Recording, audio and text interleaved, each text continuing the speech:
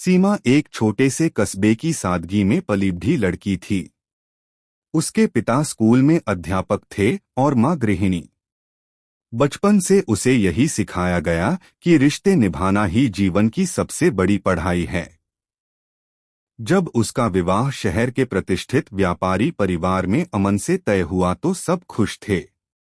सीमा ने नए घर में कदम रखते समय यही सोचा था कि वह सबका दिल जीत लेगी, लेकिन उसकी सास शारदा देवी का स्वभाव बेहद सख्त और अनुशासन प्रिय था।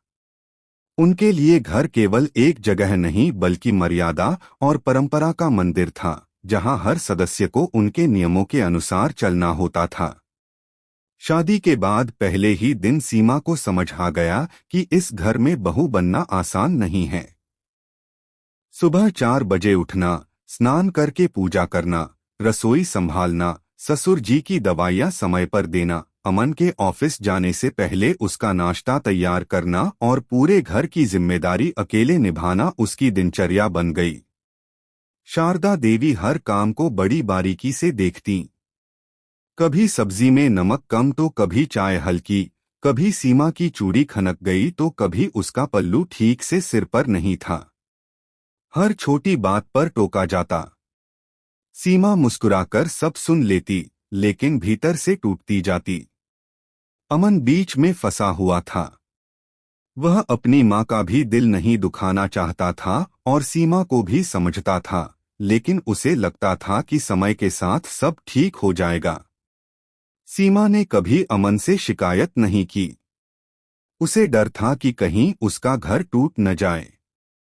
रात को जब सब सो जाते तो वह चुपचाप खिड़की के पास बैठकर आसमान को देखती और सोचती कि क्या हर बहू की किस्मत ऐसी ही होती है।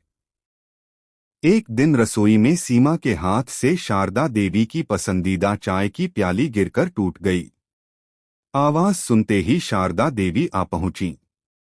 उनका गुस्सा फूट पड़ा। उन्होंने सीमा को न जाने क्या क्या कह दिया। पूरे घर के सामने उसे अपमानित किया। सीमा की आंखों से आंसू बहने लगे, लेकिन वह कुछ बोली नहीं। उस रात उसने पहली बार सोचा कि क्या उसने गलती की इस घर में आकर। कुछ महीनों बाद शारदा देवी की तबीयत अचानक बिगड़ गई। तेज बुखार और कमजोरी ने उन्हें बिस्तर से लगा दिया। घर में सब घबरा गए।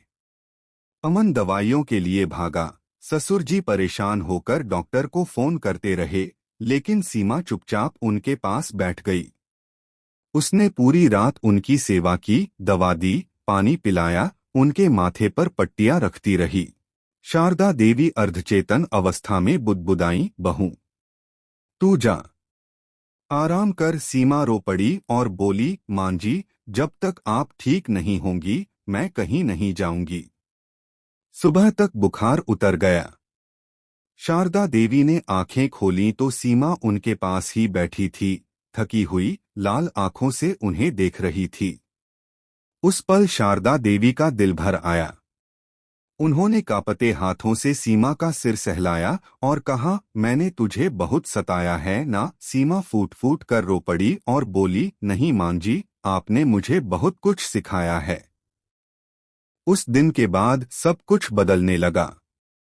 शारदा देवी ने पहली बार सीमा को अपने पास बैठाया, उसके हाल पूछे, उसके हाथ का खाना सराहा। सीमा को लगा जैसे किसी ने उसके दिल पर रखा भारी पत्थर हटा दिया हो। अब वह डर नहीं बल्कि अपनापन महसूस करने लगी थी। धीरे धीरे घर का माहौल बदल गया। शारदा देवी ने सीमा को घर के फैसलों में शामिल करना शुरू किया। सीमा भी पहले से ज्यादा आत्मविश्वासी हो गई। अमन ने भी देखा कि दोनों के रिश्ते में अब मिठास है।